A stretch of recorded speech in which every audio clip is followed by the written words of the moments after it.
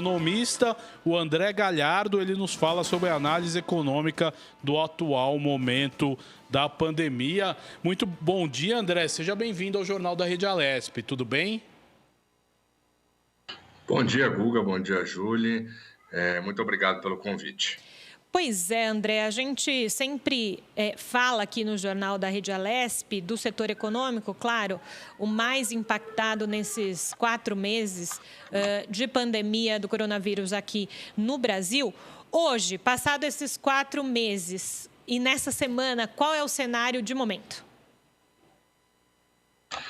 Bom, Júlia, é uma excelente pergunta e, na verdade, a gente tem evitado fazer o exercício de futurologia, né? A primeira dificuldade da gente estimar a profundidade dessa crise está na nossa incapacidade de estimar a própria pandemia. Então, até quando? Quando teremos uma vacina? Quando teremos um cenário mais amigável do ponto de vista de saúde mesmo, né? Então, nós temos alguma melhora de alguns indicadores, mas é bom ressaltar que essas melhoras desses indicadores, como, por exemplo, a produção industrial do mês de maio, que avançou 7% em relação ao mês de abril, elas, na verdade, refletem o quão ruim foi o mês de abril, o quão ruim foi o mês de março. Então, as nossas leituras mensais apontam para uma melhora porque a gente veio de um ambiente muito mais hostil. Então, assim, respondendo bem objetivamente a sua pergunta, a gente vê alguns números melhores, mas são números melhores na margem. A gente ainda passa por um processo muito agudo de uma crise, ainda que alguns números indiquem que a gente possa estar caminhando. Eu não gosto de falar estamos retomando, já é uma retomada. Mesmo o continente europeu, que viu uma retomada um pouco mais forte, uma crise da pandemia um pouco menor do que a nossa, está revisando os números de PIB para baixo. Então, aqui no Brasil a situação ainda é bastante caótica e não há, neste momento, a possibilidade de estimar com muita clareza o impacto econômico que a pandemia vai trazer para o Brasil. Agora, dentro desse giro econômico, a gente sabe que há setores que tiveram muito mais perdas do que outras, né? Se a gente pudesse falar de indústria, de comércio, como está diretamente ligado isso aqui para a população e para a sociedade? Júlia, excelente pergunta. Eu me lembro que falei aqui na Rádio Alesp mesmo sobre o setor de aviação civil, por exemplo, né, que é óbvio, uma questão óbvia, não precisava nem de muito esforço para entender o impacto da pandemia no turismo, na hotelaria, dentro do setor de aviação. Então, é fato que alguns setores acabaram sofrendo um impacto maior e vai sofrer um impacto mais duradouro, né? Porque eu te digo o seguinte, antes de chegar uma vacina ao mercado, mesmo que o governo do estado, mesmo que haja alguma orientação vinda da União, uma lei municipal que diminua a necessidade de distanciamento social, ou seja, falou, agora pode ir a bares, restaurantes, mesmo assim, uma parcela importante da população não está segura para sair de casa. Mesmo que muitas pessoas anseiem, a gente tem visto que as pessoas têm ido aos bares, etc., isso não é geral, né? Uma parcela importante da população ainda tem medo, e esse medo só vai deixar de acontecer quando tiver uma vacina, quando tiver alguma coisa comprovadamente eficaz contra o coronavírus. Então, de modo geral, mesmo que a gente veja uma diminuição do número de casos de coronavírus em São Paulo, mesmo que a gente então tenha algumas orientações, algumas indicações de que o distanciamento social pode ser flexibilizado, né? A gente pode fazer mais atividades, mesmo assim, a gente vai ver uma retomada muito fraca da economia, porque uma parcela importante da sociedade vai preferir ficar em casa, né? Quem pode, evidentemente, claro, não vou nem entrar nesse mérito, mas vai preferir ficar em casa, a ir num bar, a ir a um cinema, a ir a um restaurante. Então, essa situação, mesmo que haja uma melhora, isso é o impacto que a gente está sentindo dificuldade em estimar. A gente tem um processo que é grave, agudo, que muitas vezes que nos obriga a ficar em casa, quem pode, e mesmo que haja uma melhora do número de contágio, mesmo que haja uma diminuição do número de casos de internações, de infecções, essa diminuição não nos transmite uma melhora significativa econômica.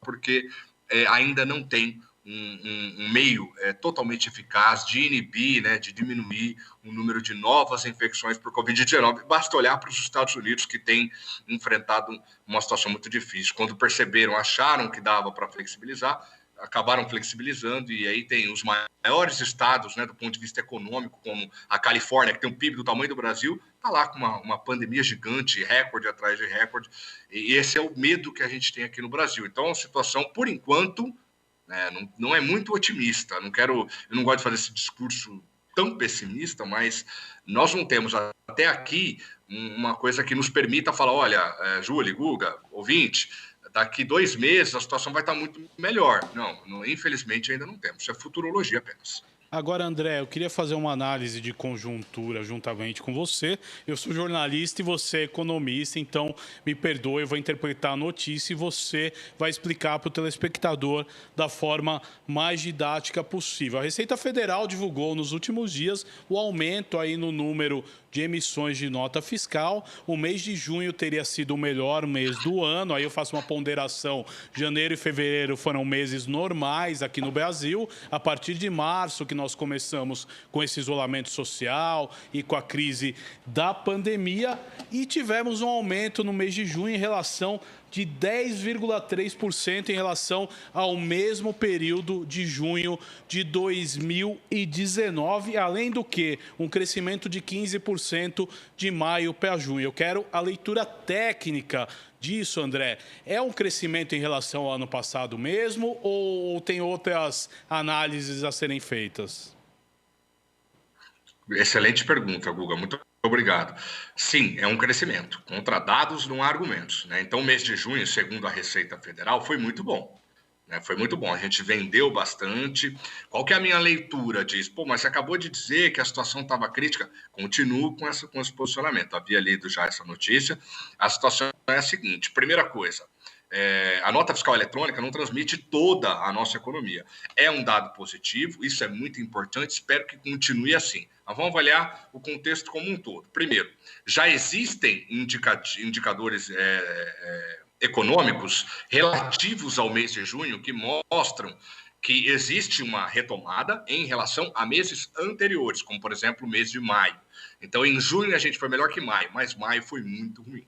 Maio a gente foi melhor que abril. Abril foi péssimo, né? E aí você tocou num ponto muito importante, Guga.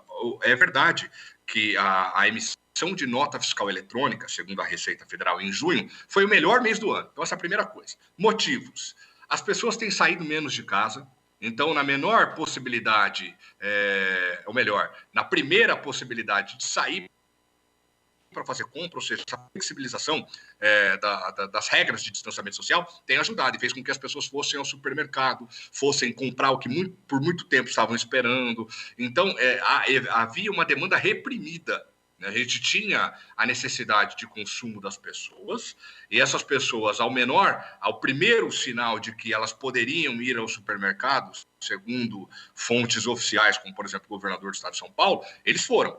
Isso, na verdade, a gente viu esse movimento sendo puxado, supermercados, farmácias e outros segmentos de primeira necessidade, na verdade, sofreram muito pouco o impacto do coronavírus, que as pessoas continuam indo ao mercado.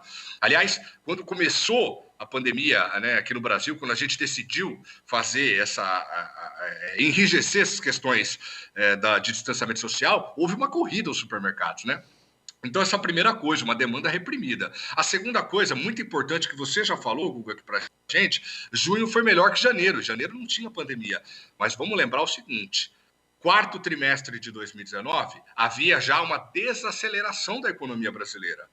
Nós não estávamos num momento econômico muito bom. Então, tanto é que nós crescemos, falando de PIB, né? Nós crescemos 1,3% em 2017, crescemos 1,3% em 2018 e 1,1% em 2019. Não foi um ano positivo. É melhor, claro, crescer do que cair. Nós tivemos uma crise severa no biênio 2015-2016, mas os números indicavam já uma desaceleração da economia brasileira já a partir do último trimestre de 2019. Então, o mês de janeiro foi um mês sem pandemia, mas foi um mês bastante controverso do ponto de vista econômico. Controverso por quê? Porque teve bastante arrecadação, foi um resultado bastante positivo das contas públicas do governo, isso indica alguma atividade econômica, mas assim, crescimentos marginais em relação a dezembro, a janeiro de 2019. Então, esse é um outro ponto. Não tinha pandemia no primeiro trimestre, né, salvo no mês de março, no final do mês de março, do meio em diante, mas a gente tinha uma situação econômica que não era muito agradável. Então, Guga, eu acho que vem em linha com isso, né? Claro que o efeito da pandemia é muito maior que qualquer crise que a gente já tinha aqui no Brasil. Isso está claro para nós, né? E não é, nós já íamos entrar em crise independente da pandemia. Também não é isso que estou dizendo. A pandemia veio agravar um quadro. Nós não estávamos em processo de recessão, mas segundo a própria Fundação Getúlio Vargas, nós já vínhamos no primeiro trimestre de 2020 encaminhando, sem pandemia, se encaminhando para um processo de recessão. A pandemia veio a deixar isso um pouco mais agudo. O número é bom, o número é positivo e representa demanda reprimida e representa a fraqueza dos primeiros meses do ano da economia brasileira, Guga. Legal, André. Júlio, mais alguma pergunta? Pois é, André, a gente está falando de retomada econômica, teve um declínio. A gente fala de economia, a gente fala de taxa de juros também, né? E nesse momento, para quem está em casa, de um modo mais didático, dizer como é que está o momento das taxas de juros, né? Porque muita gente pode estar em casa precisando de um dinheiro a mais, quer pegar um empréstimo, fazer alguma coisa, e aí? Excelente pergunta, Júlia. Eu vou até me desculpar já de forma antecipada. Muitas vezes aqui na correria eu acabo passando por alguns termos técnicos. Se alguma coisa ficar assim confusa, pode me falar que eu faço questão de explicar, tá bom?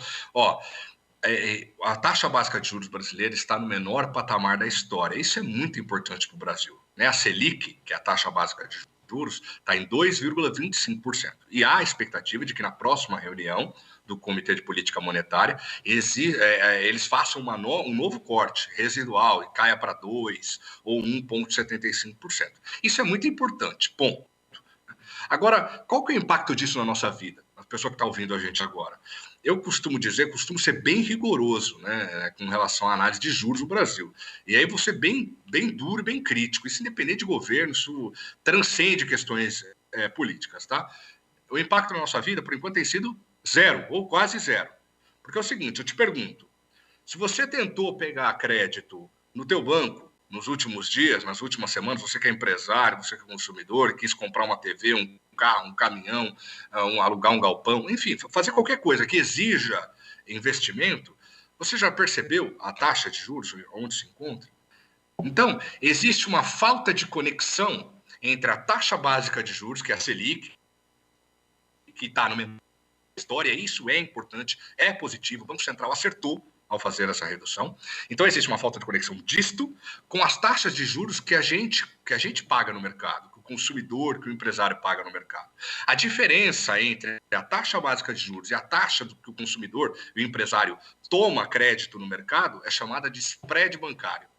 Então, esse spread bancário continua muito alto e, infelizmente, não há uma transmissão da política monetária, que é essa que a gente tem visto que o Banco Central tem feito, para a política de crédito, para a política creditícia. Então, a gente tem visto uma política expansionista, né, crédito mais barato para os bancos e uma mudança muito residual, muito gradual, insuficiente da taxa de juros para o consumidor final. Então, o que a gente vê na Selic com o Banco Central, a gente não consegue ver para a sociedade. Então, Júlio, respondendo de forma bem objetiva, a política monetária tem perdido força no Brasil. Tanto isso, reflexo disso, basta ver, apenas 17% dos recursos destinados aos empresários foram tomados. Então, 80 e poucos por cento do crédito que deveria estar na mão de empresários continua represado nos bancos. Então, a política monetária, infelizmente, no Brasil, tem ajudado muito pouco no controle da pandemia. Agora é hora do Estado atuar, como tem feito com o auxílio de R$600, como tem feito ajudando as empresas, etc. Então, do ponto de vista da taxa de juros, é muito ambíguo. A gente tem recorde de taxa de juros baixa, mas tem uma dificuldade muito grande em transmitir isso para o consumidor final. Isso é muito ruim. Agora, André, eu gostaria de tocar num ponto também, que é o auxílio emergencial, né? Bilhões aí de reais injetados pelo governo na economia. Isso vai trazer um impacto positivo em relação a números ou é uma questão só de sobrevivência mesmo, para os números não caírem lá embaixo? Guga, excelente pergunta novamente. Vamos lá. O auxílio é muito importante e eu não acredito que ele seja a chave neste momento para fazer a gente voltar a crescer, né? Então, eu estou usando o teu próprio argumento para dizer, eu acho que é para a gente não cair mais ainda no buraco. Né? Primeiro, porque R$600, cá para nós, né? Ajuda e muito, até porque se você pegar, tem regiões brasileiras, não precisa ir para muito longe, basta olhar para a periferia de São Paulo, em que o rendimento médio do trabalhador às vezes fica próximo ou abaixo disso. Então, é importante, mas do ponto de vista, achar que isso vai gerar um ciclo virtuoso na economia, que a partir desses R$600 o empresário vai entender que a demanda pelos produtos dele vai aumentar significativamente e com isso ele vai aumentar o nível de produção e consequentemente aumentar o nível de emprego e gerar esse ciclo virtuoso na economia, eu não acredito nisso. Mas é fundamental o que o governo tem feito, né? Isso tem que ser mantido, apesar da análise, mas se eu mantiver esse auxílio emergencial até o final do ano, as contas públicas vão entrar em declínio, nós temos um problema grave. A gente tem que olhar agora conta pública do ponto de vista estrutural, não conjuntural. É claro que nós vamos ter um aumento de dívida pública, é claro que a situação das contas públicas vão piorar bastante, mas o Estado está aí para isso.